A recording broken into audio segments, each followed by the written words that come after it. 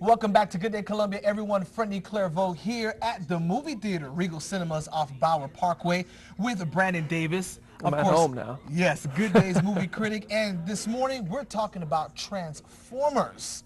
You know, Brandon, it's been a long time coming. The fourth installation to Transformers, but we're talking new cast. Oh yeah. It's not a reboot. It's a continuation of the previous three, the Shia LaBeouf three. Still Michael Bay directing.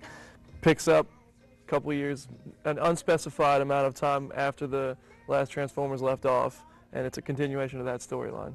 So what are you thinking? Did Michael Bay do a good job with picking back up where he left off? Michael Bay does his Michael Bay thing, for sure. You know, a lot of people criticize him because he's all explosions, he does this, he does that, he has his ways that are very different from other directors, but he does, it transitions smoothly. Even if you haven't seen the other Transformers movies, it does transition smoothly. It continues the story in a nice way, and it picks up on its own story, which this is going to lead into. A new trilogy, maybe. Well, speaking about the transitioning, of course, Shia LaBeouf, not in this fourth installment, the new guy now, Mark Wahlberg. Yes. Do you think he took it to the next level? I think Mark Wahlberg really brought everything to this movie. I think he might have been the highlight of the movie for me. His acting, and Mark Wahlberg is a very dynamic actor, but I think in this movie you really saw what he has to offer on screen. I think he left it all on there, and it was really a remarkable performance by him. Especially with the CGI. When has he really done a movie with so much computer graphics and whatnot when it's not really there? Right. You know what I mean? And he's doing a great job acting like these guys are really in front of him, and it's really convincing.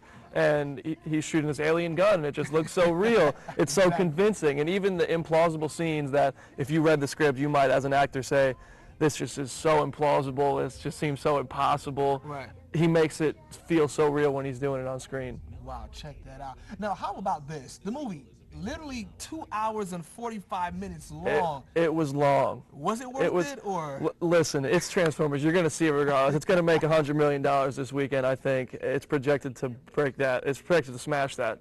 Okay. But it was long. It was very long. I saw a lot of people towards the end started moving around. They wanted to be comfortable just because it was really long. I don't think it had to be that long. Okay. But it was very action-packed. It wasn't a slow movie. You didn't sit there and look at your watch the whole time. It was entertaining throughout. Well, so how about this cast? Do you think that Michael Bay did a good job? I know we talked about Mark already. Do you think he did a good job with the new actress? Yes, Nicola Peltz. Yes, you know, she's great. Obviously, you got to pick someone beautiful. You got Megan Fox in the original, and you replace her. You got to get someone beautiful. She looks great. Honestly, we're gonna have to say that. But she does a great job too as an actress. And I can't say, you know, I'm sure I've seen her before. They wouldn't just throw her in Transformers if she had no experience. But she does a great job, obviously, and her and Mark Wahlberg had good chemistry together, and the way they do their daddy-daughter scenes, and then they bring the boyfriend in, and then there's a little pitter-patter between Mark Wahlberg and his daughter's boyfriend. All of them worked well together, I thought. I thought they had a great chemistry as a cast, and Michael Bay, I think he succeeded with the casting for sure. Well, speaking about daddy-daughter, is this a family movie? Can you bring the family? Can you bring the kids to come out and see this? Aside from a little bit of language, there's nothing really, you know, robot violence, a little bit of that sci-fi violence, no blood, no guts, none of that.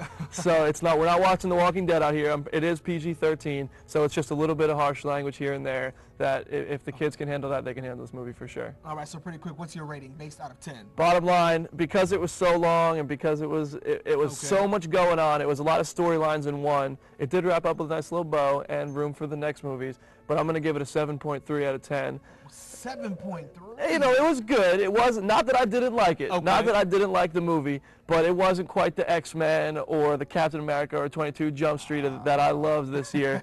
But I left the theater saying that was a pretty good movie. All right, folks, so you heard it right here from Brandon Davis. Of course, every week he's here with us on Good Day Columbia, letting us know what movies that you can go out and see. Stay with us, folks, because after the break, there's more Good Day Columbia.